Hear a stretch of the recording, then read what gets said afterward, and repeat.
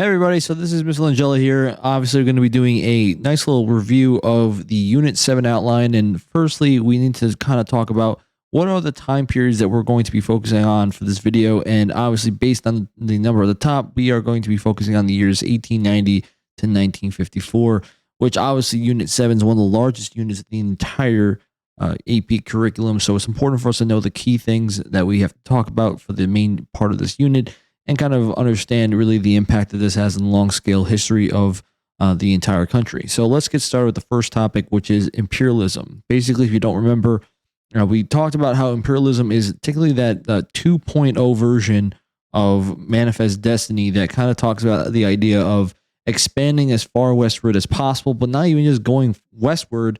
It's more just about trying to basically have your own influence into more than just the nation that you are in currently. So that means gaining colonies, gaining territory, and then changing, really the influence of that. So I kind of mentioned that here. It's a kind of new wave of Manifest Destiny. And if you think back about the United States and how it changed over time, it used to start out as a neutral nation that was separate from everyone's business.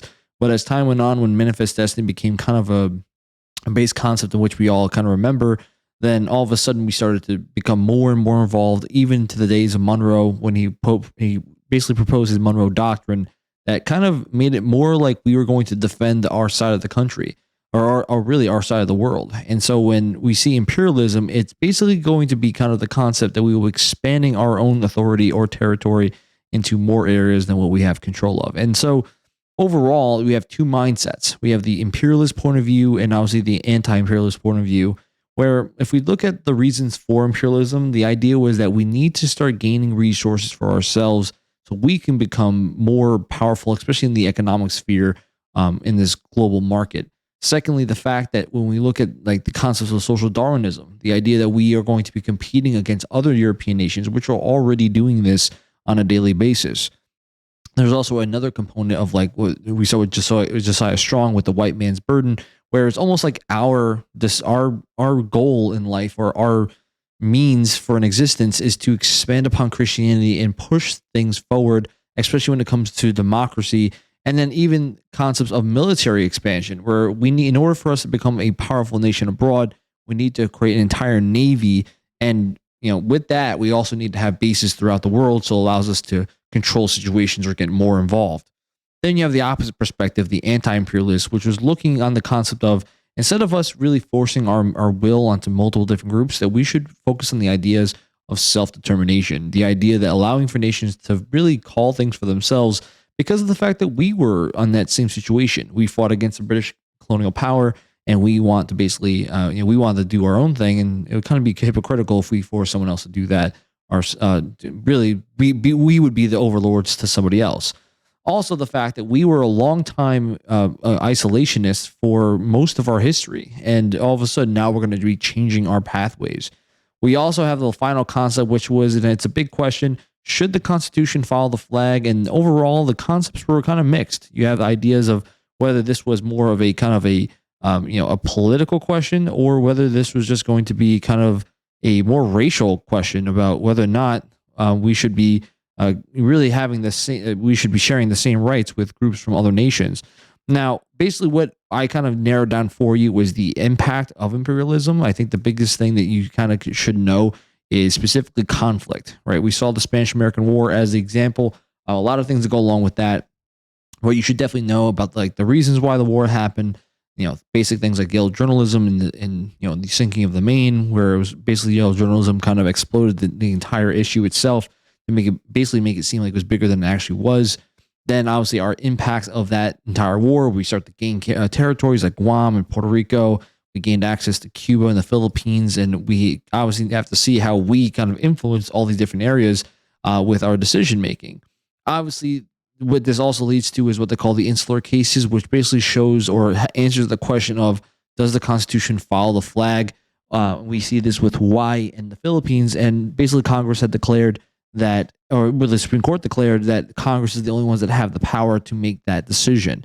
But the point is that this imperialistic really era that we see kind of changes our foreign policy decision making from every president during this time, especially in this earlier period, where McKinley basically opened the door for us with his own open door policy, with basically getting us more involved in the world stage, and then transitioning us between Roosevelt and his big stick policy, which basically was using military as a deterrent to force people to kind of follow in our own mindset, as well as his Roosevelt Colliery, which expanded the Monroe Doctrine, and going into Taft and his dollar diplomacy, which was more about investments, and that should be driving our decision making with foreign policy.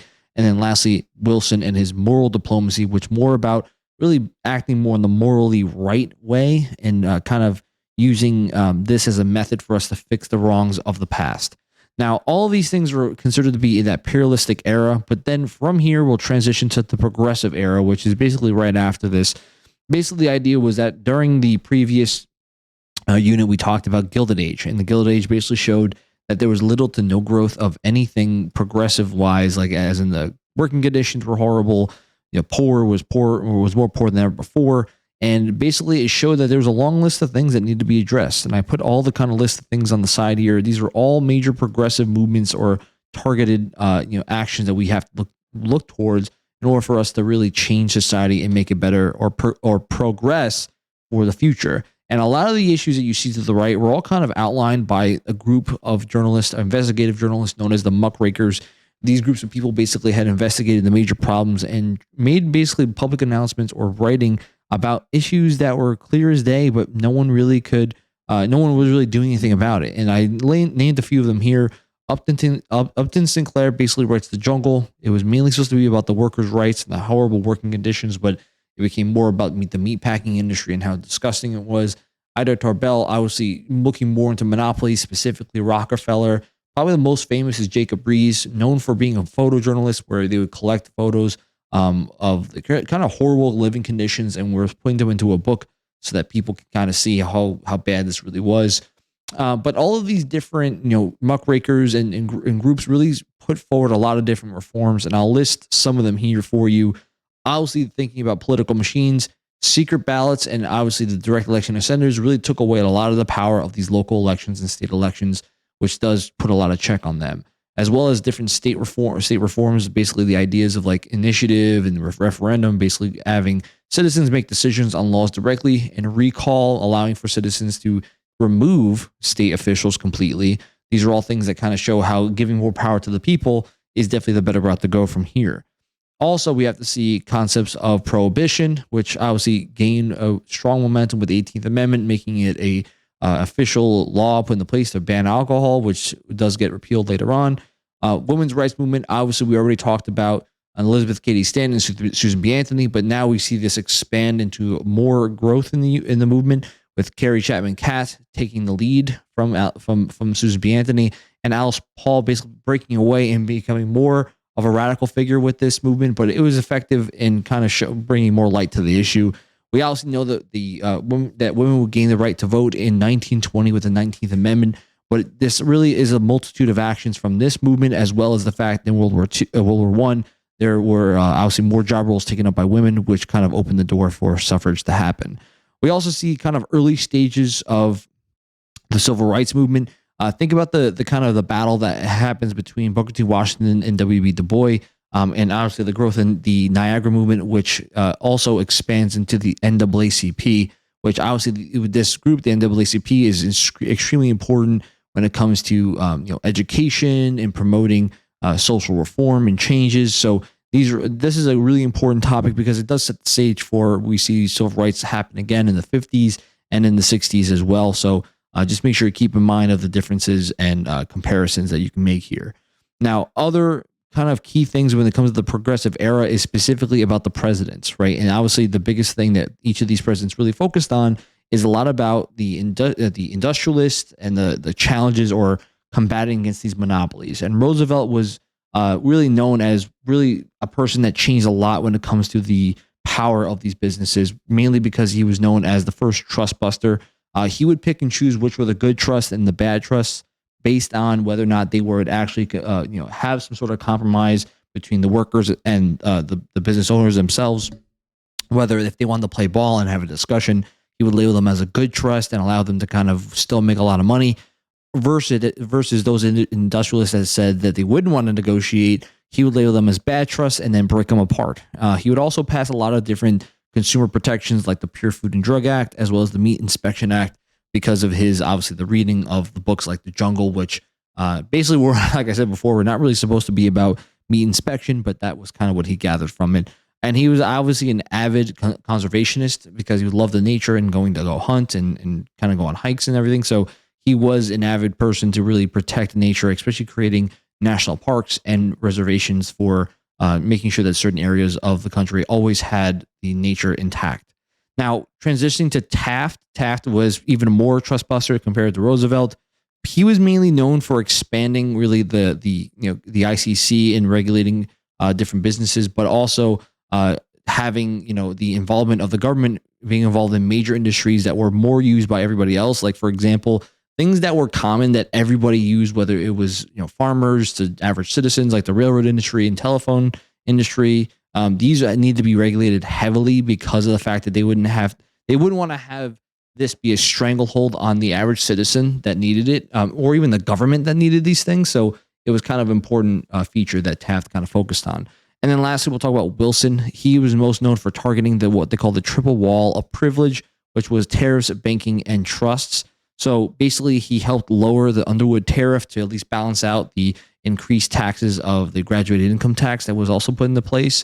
He also had passed other kind of different laws, like, for example, the Federal Reserve Act, which gave basically a national banking system, allowing for really a district courts to regulate currency and using dollar bills as the standard for everyone. Then he also kind of added more regulation towards monopolies using things like the Clayton Antitrust Act, which basically allowed for unions to be protected while these investigations were going through, and actually gave the government more power, especially with new creations of agencies like the FTC, which basically was made for the idea of investigating unfair trade practices that would happen in the United States economy, so that they would, if they, let's just say, they saw some sort of practices that were unfair or deemed to be a monopoly, this trade commission basically would be the ones that would investigate these and then bring it to light for the government to make decisions on. Now, obviously, with all this happening, we have to understand with Wilson specifically, he is also going to be the president during the First World War, which is really the next major topic of this unit. Now, overall, we think about the causes. I listed the main causes from the world perspective of why this happens. It's known as the acronym of MAIN. Think about like militarism, expansion of the military, and a lot of nations were doing so.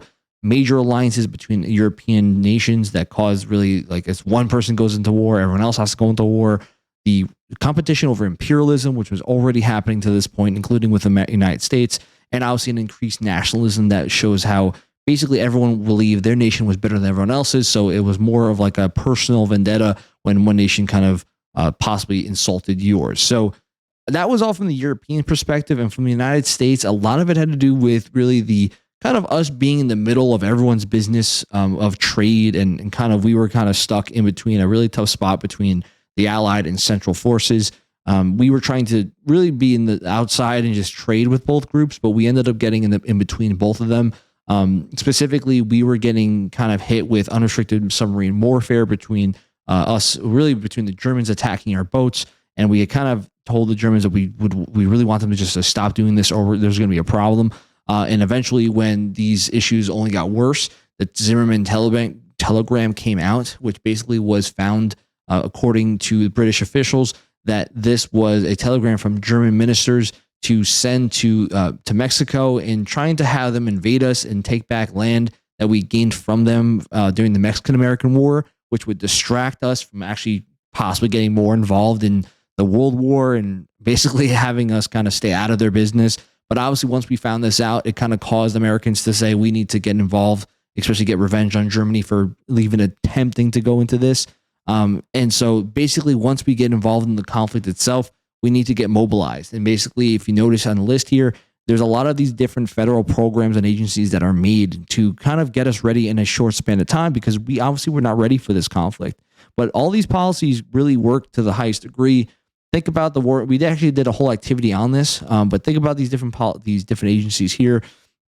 War Industries Board, basically think about us regulating prices of goods, as well as the negotiations of contracts for workers, so that it kept everybody happy. We were paying basically the government was paying for these factories to create resources for us for the war effort, and have worked to a very high degree. The Food and Fuel Administrations was a regulation tool for us to really check the citizens' use of different resources that we needed for conflict. The Espionage and Sedition Acts, which basically was a censorship as well as a kind of a higher restriction on citizens' rights when it comes to questioning the government. And this was actually brought to Supreme Court in the Schecht versus United States, where we basically the Supreme Court had ruled that as long as something, if it breaks what they call the clear and present danger test, it means that it is if it does break that, it means it's not allowed. Which means, like, example of this is like if you were to go into a movie theater and yell fire, then you're creating a clear and present danger for everybody else. And that means that speech is not protected by the First Amendment. So you basically would be arrested and you would not be able to fight that. So this is kind of seen as a smaller issue like nowadays, but back then it was used as a means to stop anyone from hurting the war effort in general. We also saw the Selective Service Act, which created the draft, but also helped try to promote voluntary support for the war. And obviously, when you think about all these different things we see here, the major effect that we have right away is that women, African Americans, Mexican Americans, all these different groups start to gain a lot more job roles in society. And obviously, what we see is a wave of migration to the cities to go find work because of really the mass amount of men that had left to go to war. And obviously, we talked about how women will gain the right to vote, mainly because of the roles that they played in this conflict, because it showed that they were obviously expanding their roles overall. Now, overall, in this kind of fighting for World War I, there's not really a lot of things you need to go by when it comes to like from the AP curriculum for the actual fighting of it. Just need to know that it's generally trench warfare, and the use of new technology was showing how brutal this war can be with like machine guns and tear gas, flamethrowers, and submarines. Like these are all brand new inventions that were created the first time we've ever seen them in this type of conflict. The United States was mainly involved in what they call the Battle of Argonne Forest, which was essentially almost one of the last major battles of the war, which we kind of were a major part in, kind of pushed the border of the trench line back into Germany. And we basically had kind of dealt a major blow where not even just from this battle, but the fact that there was the influenza outbreak had caused basically the world to kind of take a moment and think about maybe we should stop this conflict, because the massive amount of death that happened already from World War I, plus the fact that influenza had now spread to most countries in the world, was all being impacted. And even the United States was getting impacted horribly by this. So we ended up signing an armistice and signing a treaty, which is known as the Treaty of Versailles, which basically had kind of painted Germany as the main persons to blame for this incident, which obviously you already know from AP World that this was AP World Global 10, that Germany wasn't really the main person to blame. They were seen as the major power of the Central Forces, but they were kind of blamed for everything. They were demoralized. Their military was broken down. Wilson tries to promote what they call his 14 points of peace. And one of the major points was the League of Nations, which he wanted to have formed. And it would be used as a peace organization that would then kind of have collectives or commissions to negotiate major issues rather than having it be between two or three nations. But the problem is that the League of Nations is ultimately a failure because Congress never agrees to this treaty, and we are never actually joined the League of Nations overall. So it's really hard for it to work when the major nation that created it is not even involved in the policy or commission at all. And unfortunately for Wilson, he ends up getting a stroke near the end of his presidency, and he's basically left in a state where he can't really run much of the country. And a lot of the secret information about this is that Wilson kind of was kept out of the center stage, out of the center light for the rest of his presidency in that last term, because of the fact that they didn't want to show how bad his critical condition was, and he basically couldn't get the votes to get the League of Nations, the Treaty of Versailles, officially accepted into the United States Congress. Now, what this does mean overall is demobilization, where now all these soldiers are returning back from the war. Most people didn't get their jobs back, and this led to strikes and riots. But the biggest thing that it leads to is what they call the Red Scare. The Red Scare was the fear of communism rising in the United States because of this early stages of like a slight recession that happened in the very early parts of the 1920s, really just from the year 1920. A year of really bad situations happened, And what this does cause is mass hysteria between many people of the country, fearing of immigration, fearing of labor unions. And what we saw was after the Secretary of State and major officials in the government were basically targeted by these anarchists. After there was a bomb explosion happened in multiple offices. There was mass hysteria that was growing, and they started to send out police to go investigate and arrest people tied to these labor unions. There was roughly around 6,000 arrests, 500 deported in roughly a 2-month span. And this obviously was creating more fear about the rise of communism possibly happening in the United States, which only will get worse when we get to the Cold War. Now, this next section is more about the Roaring '20s, because remember, we hit 1 year of recession, but for the next remaining 9 years, we are going to be hitting an economic growth and prosperity. And generally, we see this a lot with the rise of new technology, specifically with consumer goods. Think about the Ford Model T, which is more acceptable to more people buying cars. Granted, the very beginning was more for the super rich, but as time goes on, the different models start to become more acceptable or easier to buy in price, and that means more people end up being able to buy it. But this also led to new innovations like refrigerators that were more acceptable in price range, vacuum cleaners, washing machines, and more middle class people started to buy these things on the average basis. We started to see the rise of movie theaters, with every 3 and 4 Americans would attend this on a weekly basis. The famous movie The Jazz Singer was the first movie to ever have motion, music, and a picture at the same time. And even the rise of new kind of art styles, specifically in the rise of like the Harlem Renaissance, where it was basically the result of the Great Migration, where African Americans had kind of settled in areas like in certain parts of the city that were more, like, for example, in cities all across the country, they would kind of point to certain areas where immigrants or groups of people that were kind of forced to live in certain areas. So, for example, African Americans, when the Great Migration happened in New York City, they were forced to live in Harlem. And basically what this results in is a cultural expansion, kind of showing what the life is like for an African American in this time period. And a lot of the arts you see here, whether it's poetry or music, was focusing on what the life, like whether the tough life it was, or looking at on the bright side of the view. For example, Langston Hughes was looking at this more from the perspective of, yes, a life for an African American is very tough. While Louis Armstrong was making songs like famously, "What a Wonderful World," talking more about looking at the bright side of everything, and really just saying, hey, as long as it's a good day out, you can go out and make something of whatever it may be.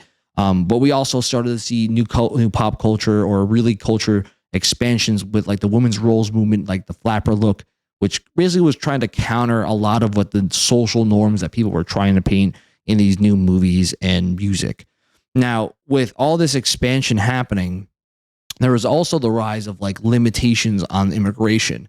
A lot of quota laws that were being passed. We saw examples in previous units about the Chinese Exclusion Act. We see this kind of also happen along the same realm of these nativists that were trying to just limit the amount of immigration to happen because of fears of competition rising in these different workplaces. Now, as well as this, expansion of, culture and all these different concepts, we also see the rise of this concept known as the modernism versus fundamentalism, which was mainly because of the fact within cities, there was kind of like a new wave of like thinking about just education and how does that mix with religion at the same time. And most Protestants that lived in the cities were accepting of new gender roles, accepting of culture, and they still were Christian to a core, but they also would want to learn about new educational policies like Darwin's theory of evolution. While fundamentalists were more conservative, they were living more in the rural areas of the country, and they were basically condemning these different changes in cities, and they wanted to kind of focus more specifically on the words of the Bible being the guiding force. And you saw this really play out in the famous Scopes monkey trial, which was basically between an educator basically in Tennessee was trying to teach about the Darwin's theory of evolution. This was then brought to Supreme Court, not Supreme Court, but basically brought to the court. And it was kind of seeing this battle between the two sides over the divisions of church and state, but it eventually will kind of result in Scopes getting acquitted. But it kind of shows you that that battle is continually happening between that private and public sectors. Now, in the 20s, we kind of joke around that these were kind of presidents that really weren't necessarily, doing much here. Most of the presidents during the 20s were mainly corrupt. We saw really the only biggest thing to know about the presidents was the overall plan of trying to help Germany stay afloat with their economy, which is known as the Dawes Plan. Which basically, if you look at the table or a little graph to the right, it was that we had kind of the most economic prosperity. We were looking to donate or give loans to Germany, which could then pay off the reparations to the Allied forces, which in turn would then pay us back overall in the long run because we kind of were, dishing out all these loans in the first place. So it was kind of like that three-pronged approach. And for the time of the 20s, it was going well until obviously when the problem arises, when we need money again, which is going to be in the Great Depression. Now, the Great Depression basically is happening in the late 20s. 1929 is the official year in which this happens, where it all really starts with the stock market crash. It begins with what they call Black Thursday, which is October 24th of that year. Basically, what was happening with the stock market was that, and I kind of mentioned it here, the issue was that people were over speculating on stocks. So what they were doing was they were buying on margin, which means that they would borrow money from banks to then invest it into the market, basically creating a falsified or fake growth in different stock prices. And then once they would land to a certain degree, they would then pull out all the money and try to make a profit. So it was almost like they were saying, well, I'm gambling using loan money, and then I can maybe make some cash off of it. I can pay back my loan and also have excess wealth that I'm making basically by taking these loans out. But here's the problem. When enough people do this and take out all the money at the same time, then it causes these stocks to plummet, right? And then when people lose out on too much of their loan money, then all of a sudden people don't have money to pay it back. And I kind of give you a nice little list of the reasons why the stock market crash was such a big deal. Because obviously with over speculation was one thing, but the fact that people were calling for too many loans and these banks were willing to give these out for nothing. There was no checks, there was no regulation to who you give loans out to. And basically, when everyone's doing the same policy or same process, it just continually just got worse and worse. And the fact is that if you try to inflate these prices to a certain degree, there could be a lot of pushback on just if you get caught as being one of those people that doesn't get to pull out your cash fast enough. And the fact that most of the country, like if you think about it, the top 3% of the population owned a third of all the currency of the entire United States. So there are more people that were worse off compared to well off. And so when that kind of happens, where all of a sudden these businesses who also would follow in the same policies and same concepts, like banks were using loan money to invest in the stock market and they lost people's money. Like when all that stuff starts to happen, people start losing all their wealth. And all of a sudden now people are out of jobs. Businesses have to close. And now you're really struggling.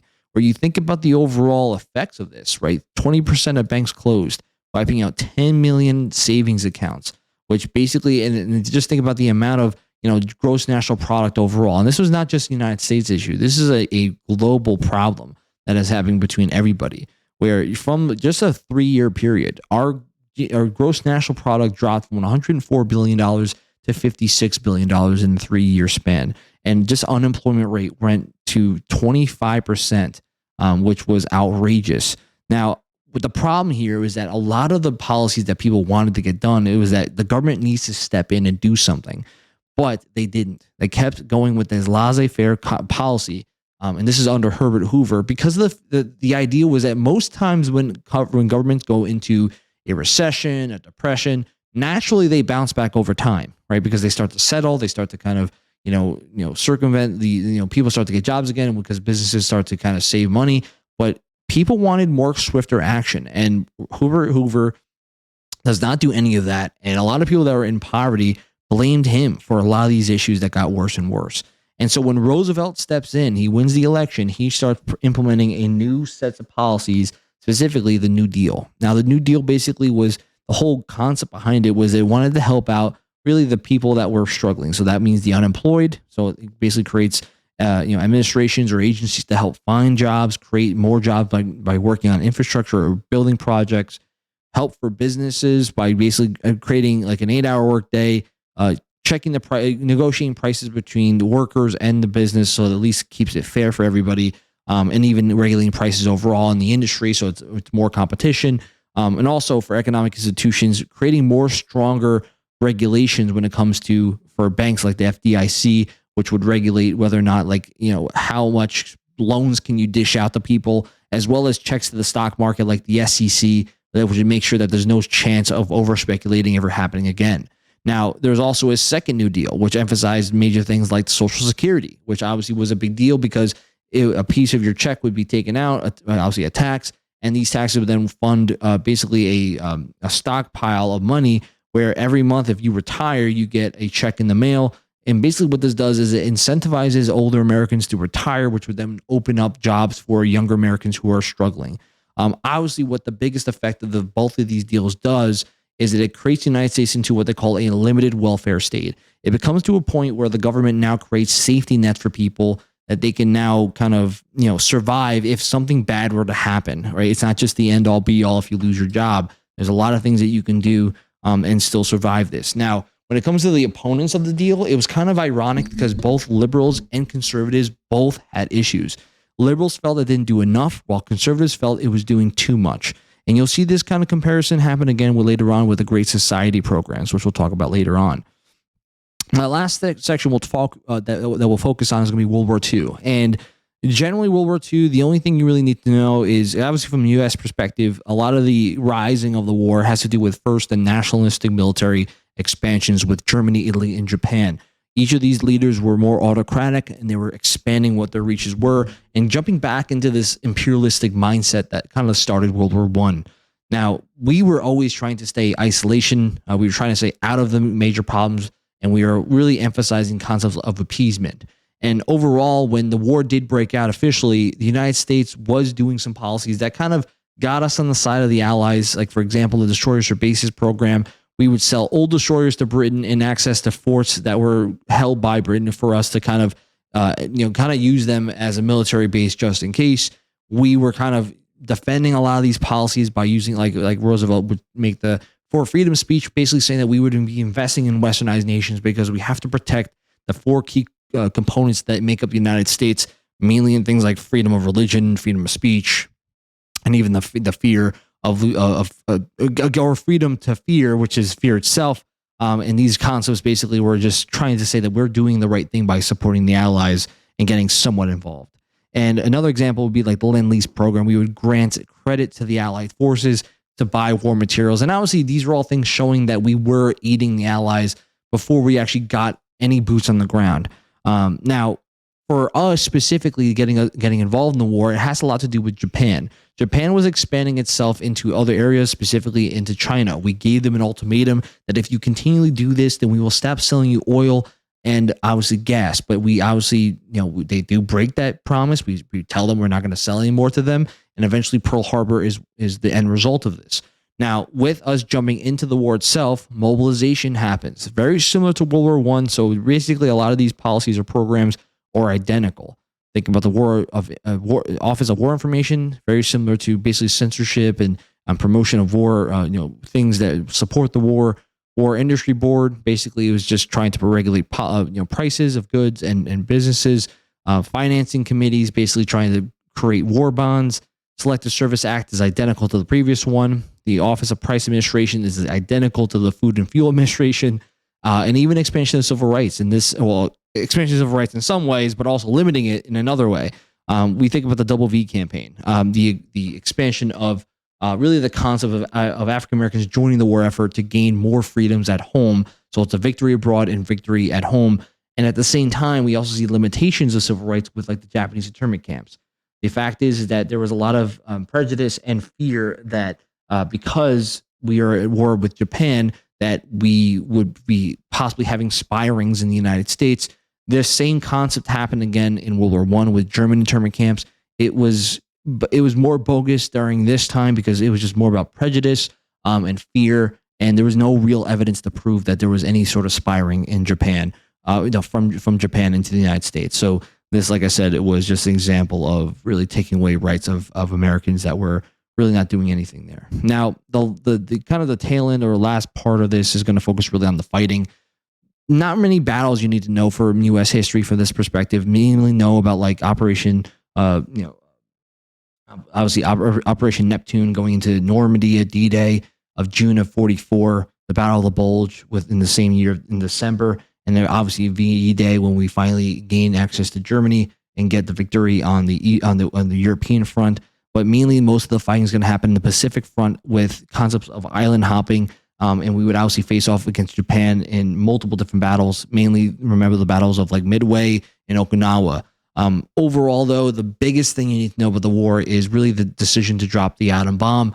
Most people, obviously, when you think about this conflict, it gets to the point where Roosevelt has died, and obviously, it's Truman's decision whether or not we would drop the bomb or not. And generally, based on this table, you can see that there is the fear of what would happen if we continued fighting Japan. Because remember, part of the Japanese army's code of honor was Bushido, which was the classical code of the samurai, which was basically never surrender and your death is an honor. So basically, it would mean that they would never quit, they would never surrender under no circumstances. So basically, Truman had the idea that if we were to drop the bombs, it would essentially save more American lives, and it would almost force Japan to basically surrender. And basically, we had to drop 2 bombs for this to happen, and we didn't necessarily realize how bad it would be in the aftermath. We knew that it was a gigantic explosion and bomb that would destroy many lives, but we didn't realize that the nuclear kind of reaction to it afterwards in the blast radius would cause death, and even death of children, and even babies that would be born disfigured and eventually would die as well. We didn't know it was to that degree, but it was basically that debate whether we should have done it or not. But the end of the war results basically in the key thing to remember is the Yalta Conference, where we outlined the creation of the United Nations, and we also have the division of Germany into 4 separate sections, which is divided by us, France, Britain, and the Soviets. And the same thing happens with Berlin as well, which basically outlines the start of the Cold War, which is going to be obviously a major deal going into Unit 8. But that's going to be it for the video this is Unit 7. Make sure you check in and review all the questions and go over the major key concepts in the PowerPoints. But I'm going to see you on the next one.